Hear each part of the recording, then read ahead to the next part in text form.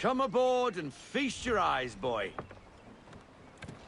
No, not the left foot. Never the left foot. Horrible look. Step with your right foot first.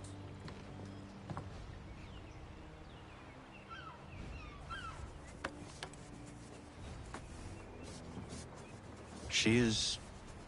solid? Aye. Weatherly and sleek. She'll fetch 12 knots in a stiff gale, ne'er a ship from here to Singapore can outrun her on her best day. What do you say we take her out?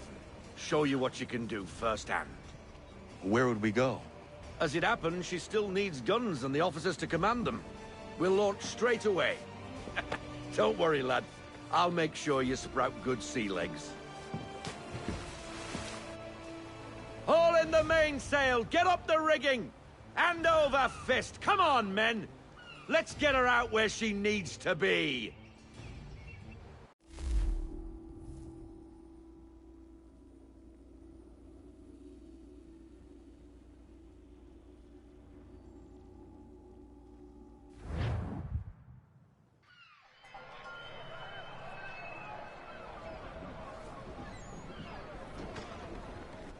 Come on, lad. No time like the present.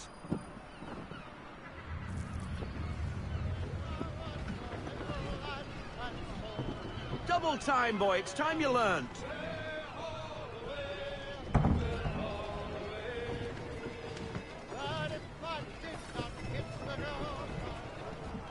Take the helm.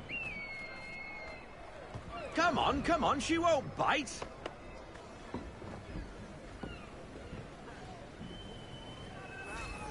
Half sail! Ha! Your killer flies again! Do you feel it, lad? Set a course for Martha's Vineyard. We'll find our guns and officers there. She's a nimble vessel, but the faster she goes, the more cumbersome she grows. And the firmer your hand needs to be. Enjoy this stretch of open water before we come upon those shallows. Call for full sail if you like.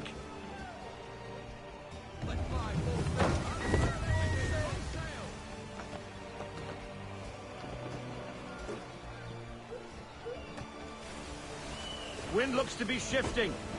Stay alert, Connor. Gusty winds can be difficult to manage.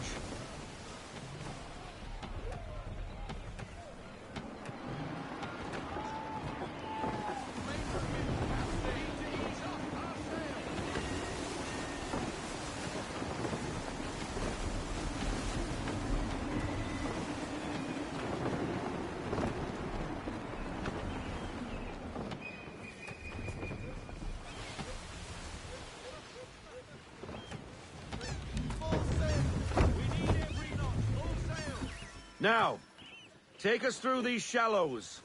Careful not to run up on them. The sandbars will slow us down, but the rocks will put a hole through a hull. And if you want to make a quick tack, call for half sail. She's more maneuverable then.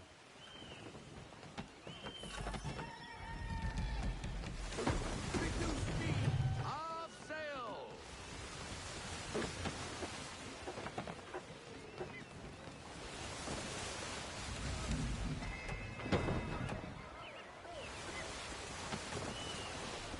Mind those other vessels! Hold your tack to keep your right of way!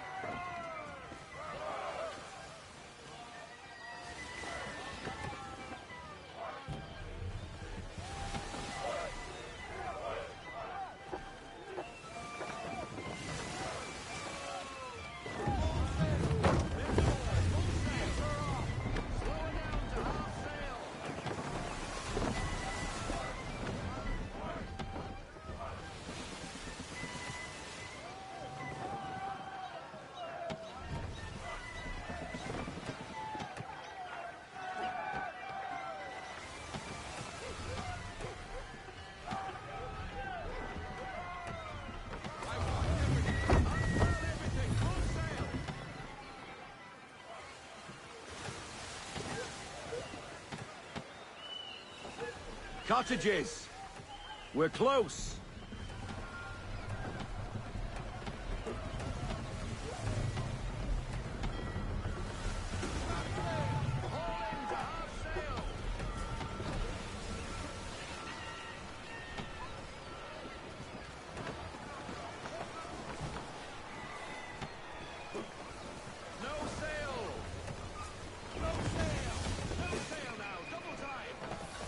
Drop anchor.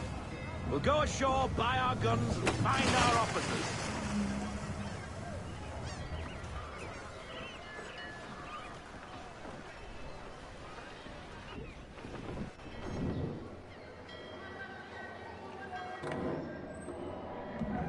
Oh, hello, Miss Mandy. You're looking every bit as ravishing as I remember. After all these years, you sail all the way to the vineyard to pay me compliments? We are looking for David and Richard Clutterbuck. Nice to see you, too. Robert Faulkner. Where the hell you been? Sorry for leaving like I did, lads, but where I was going, no one could know. You two working much? Nah, between contracts at the moment. Well, we're looking for gunnery officers. What would you two say to working with me again? We'd be for getting into a few more scraps. Good show. The Aquila is a fine vessel. We're fitting all the guns as we speak. Looks like your friend's about to catch a beating. Where is Charles Lee? I don't much care for your tone, boy. Hey, you don't want to be doing that, Biddle. Bobby Faulkner turned to wet nursing. It's good you finally realize you're a shite sailor. Whoa, whoa, whoa, not in here, gentlemen. Better still, not at all. Bobby, take your friends and get out! Let's go, boys. Our guns ought to be ready. Come on.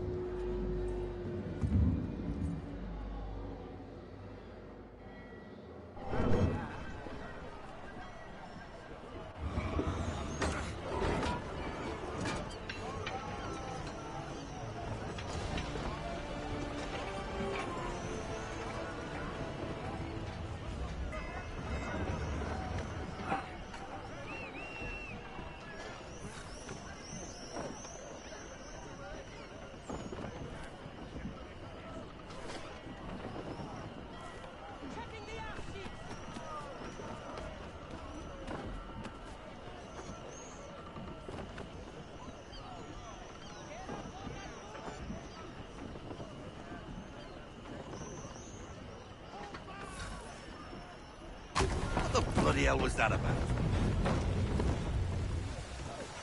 The older man is a Templar. Who was he with?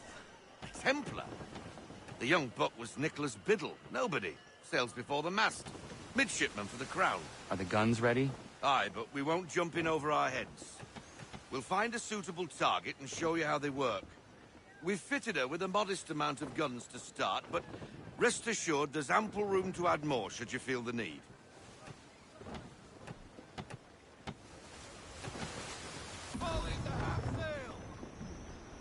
Looks like a British frigate with half seas over. Should do nicely for a spotted target practice. Bring around broadside, and when all guns are on target, call fire.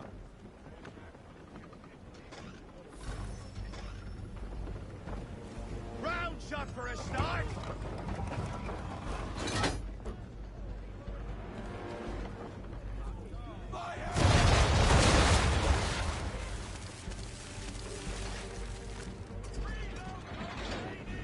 Well done, boy! Now, aim all guns at her bow and do as much damage as possible.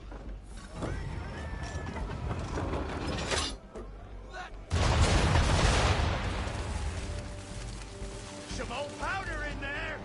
Good! Now give the swivel guns a turn. More precise. Hit those old powder barrels and light up the sky.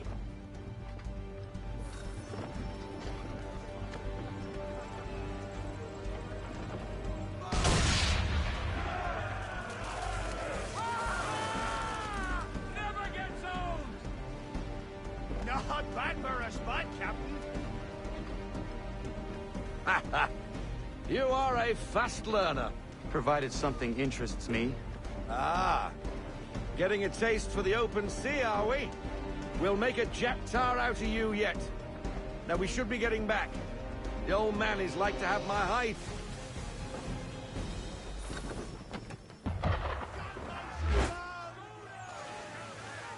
Why is he shooting at us?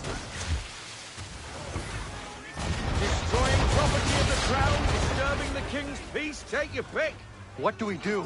Naught else but to fight back. Sink the bastard! Use the swivels on him, Captain.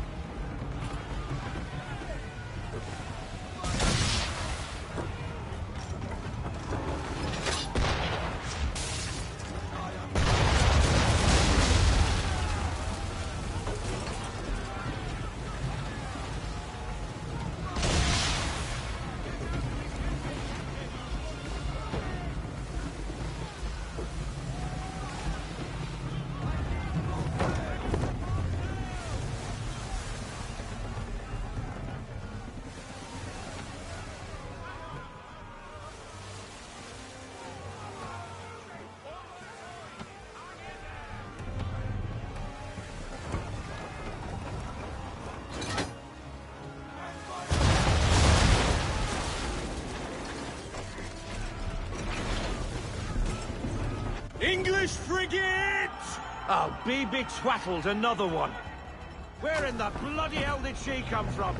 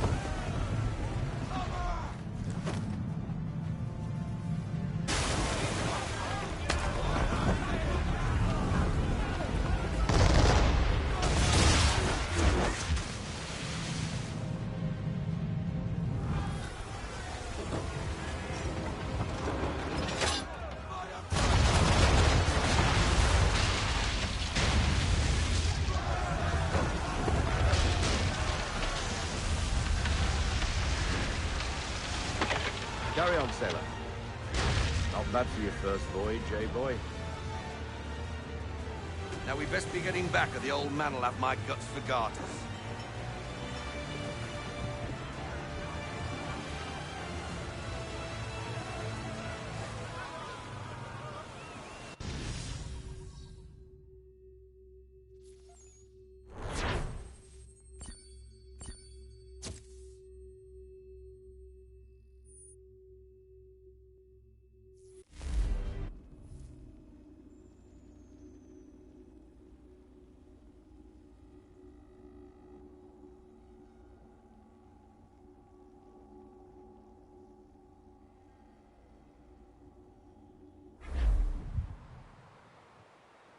I got 'em! All of 'em!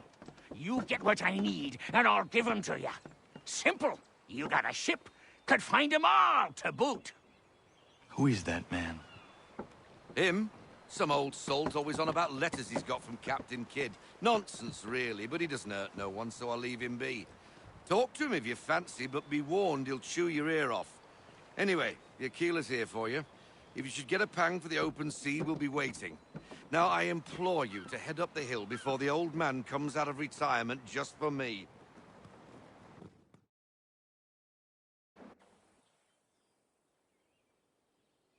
3 weeks. And not even a goodbye before you left. Sorry. Well, what are you waiting for?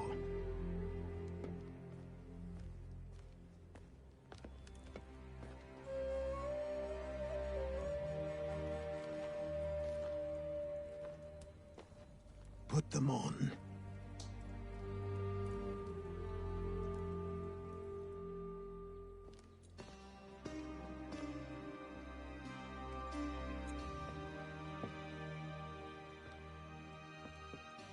Once upon a time, we had a ceremony on such occasions. But I don't think either of us are really the type for that. You've your tools and training, your targets and goals. And now you have your title. Welcome to the Brotherhood, Connor.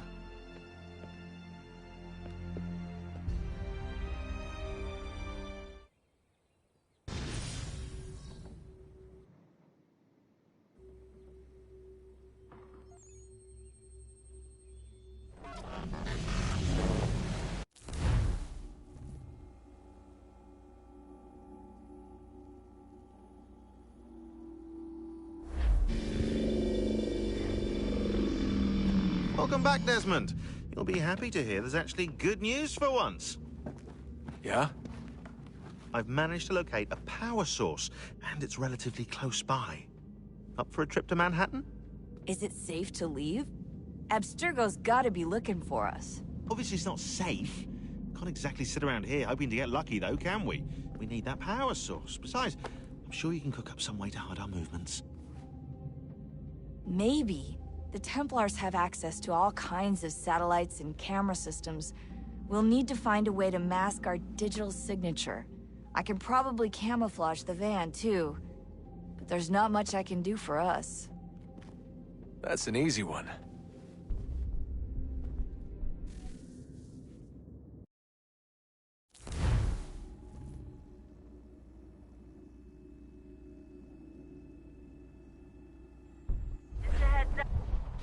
Local utility companies have assured the public that they're completely prepared for the upcoming solar maximum.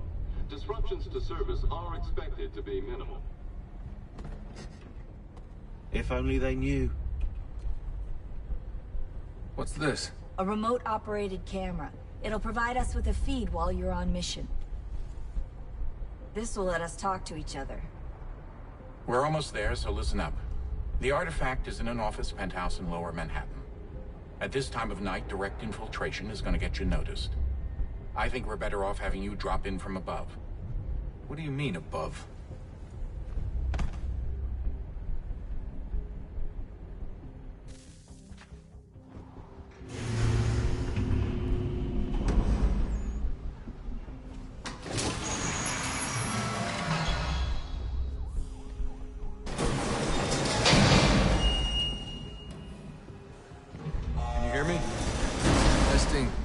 Testing, 1, 2, 3.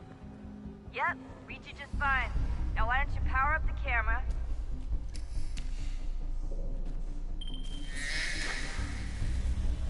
I've got pictures.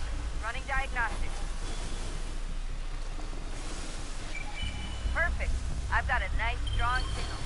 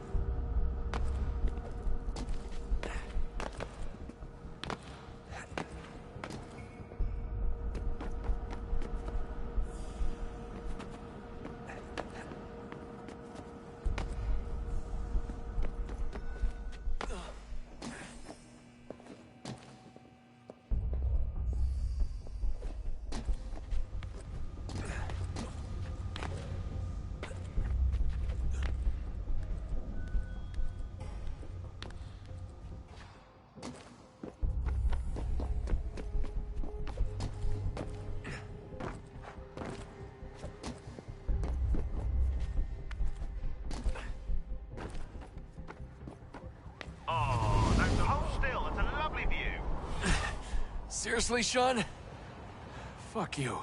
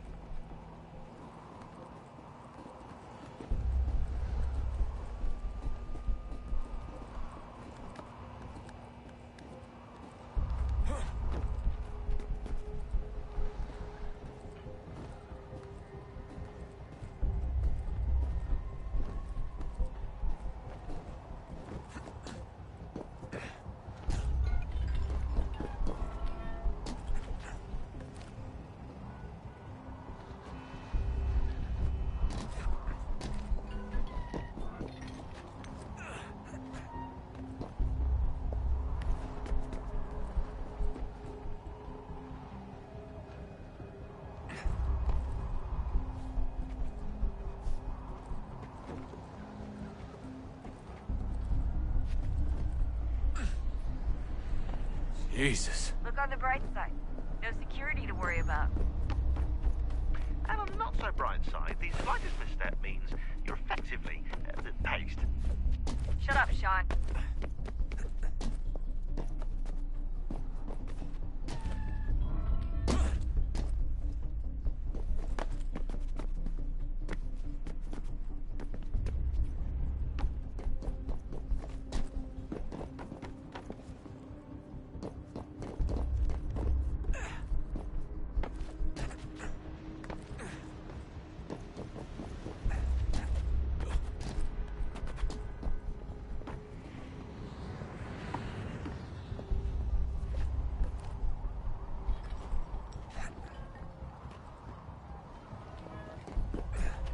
Almost there, Desmond.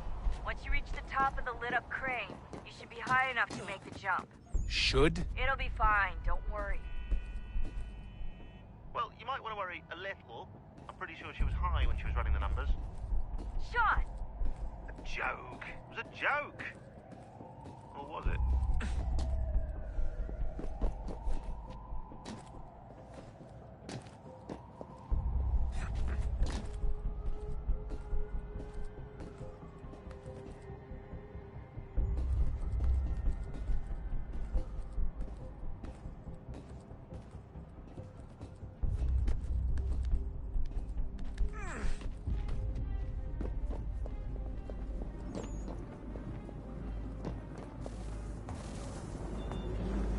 Jump when you're ready, but wait for my signal to open the chute. Timing's really important here. Too soon or too late, and you'll miss the building.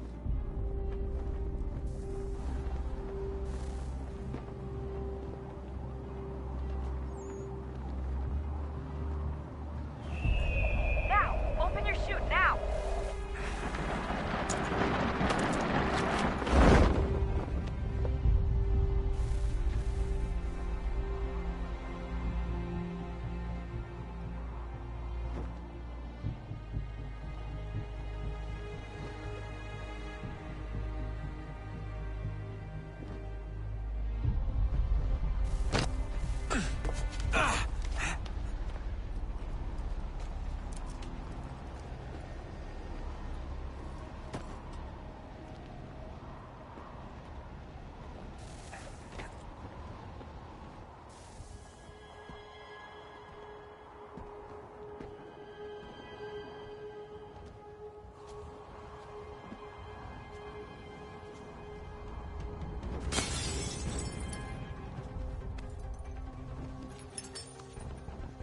That wasn't so bad.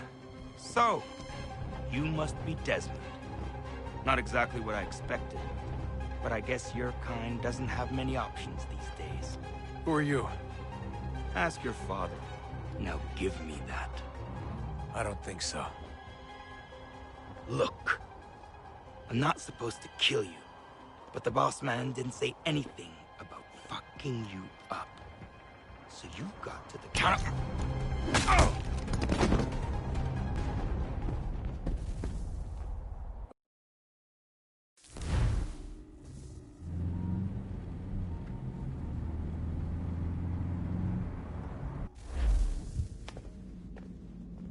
So who the hell is Daniel Cross? Believe it or not, He used to be an assassin. The assassin, the way I've heard it told, but it turned out he was a sleeper agent for Abstergo, programmed to infiltrate and destroy the organization. How did he know you were there? We could be compromised. They must have caught me snooping inside their network and sent Cross to see what we were after. If they were aware of our current location, we'd know. Though, I will say this. It doesn't bode very well for future expeditions. I've set up some cameras topside. If anyone shows up, we'll see it. I'd suggest you go see about finding a socket for that power source. Or we can return to Connor if you prefer. All the artifacts in the world won't mean a thing without the key.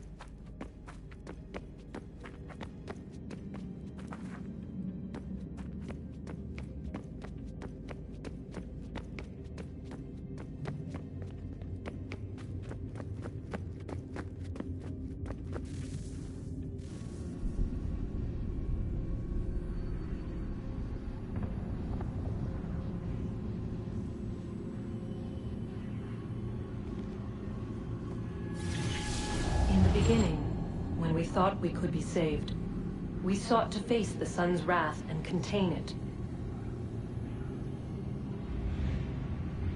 4 towers would be built to pull her fury into this place and dispel it.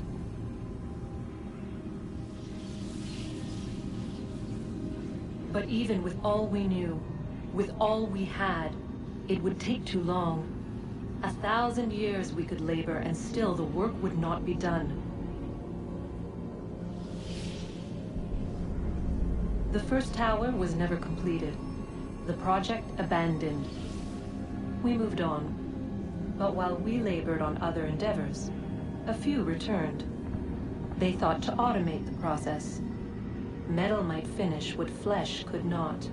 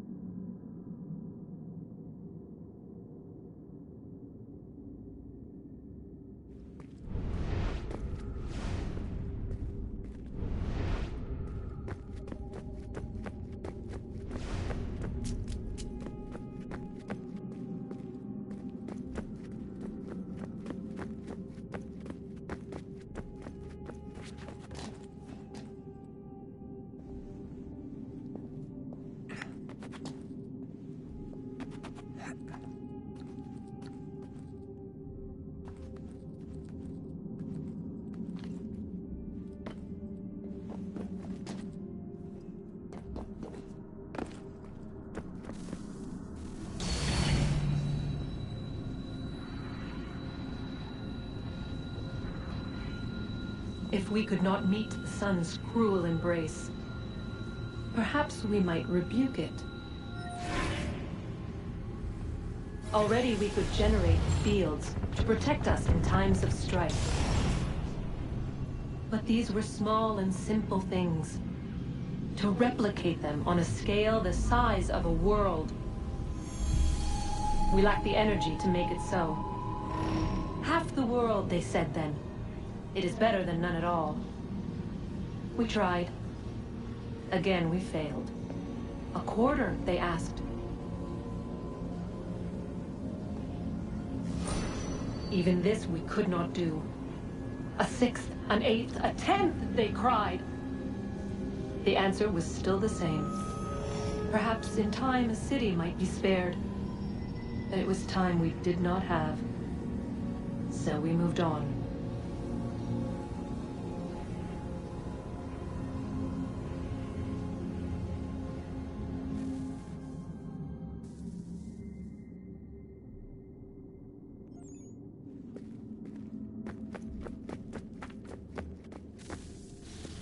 Wonder what's inside. Only one way to find out.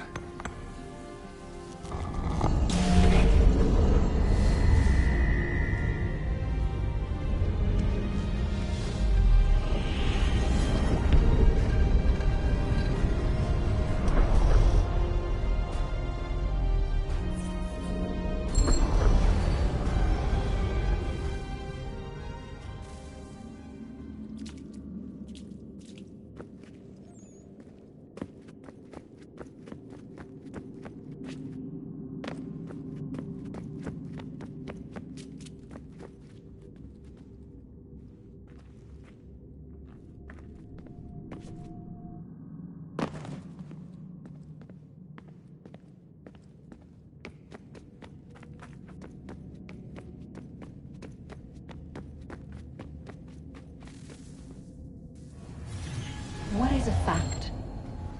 Is it fixed? Immutable? Certain in its existence and only awaiting discovery? Or might it be changed? Here we learned the answer, and thought that it might save us. They were used to command, to control, to own. But we soon discovered another use.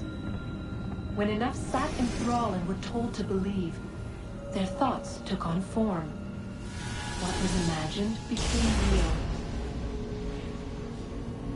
If 100 minds could wish away a wall or create a tree, what might 1,000 do? 10,000? More? Might we change the consensus and will the thread away? We resolved to send one into the sky where it might illuminate us all. Once placed, a sentence would be uttered. Make us safe. In this way, we would change the consensus. We would save the world. But it never came to be. We sent a dozen of them skyward, but there was no way to maintain control, to direct the beam, to enthrall the world, to speak the words. Though this was strange and dangerous, what we tried next was worse.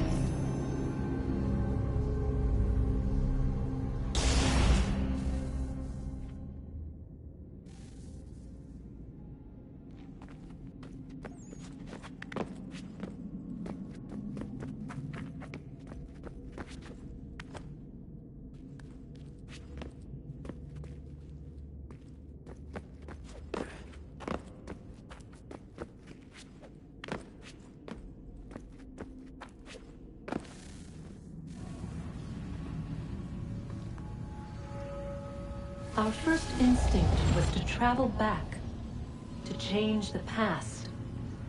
But we could not find a way. But forward, we could look forward. And so here we sought to see beyond ourselves, and know what was to come. First we watched to learn if our work would succeed. But the answer was always the same. So we moved on to other things. But she remained. The one you call Minerva. In time, she too stopped looking, and instead began to speak. She called out across time, in the hopes that you might be saved. She hid messages where none might find them, save for you and those within this place. Fascinating. I'm tired of it. The cryptic warnings, the threats. Just tell us what you want! But they are. We saw the Nephilim there. We seemed like grasshoppers in our own eyes, and we looked the same to them. Imagine trying to explain all this to a 2-year-old, to a grasshopper. When they said the will of the gods was unknowable, they meant it. Literally. I killed her, you know. I killed Lucy. It was the apple, son. It was Juno. I saw what she was. What would happen if I let her live? I could have stopped myself. I mean, there was a force there. But I didn't have to. I chose to. Desmond. Lucy was going to betray us and take the apple back to Abstergo. I saw the satellite launched. I saw them turn it on, and then... it failed. Whatever's on the other side of that door, it benefits Juno. We need to be careful.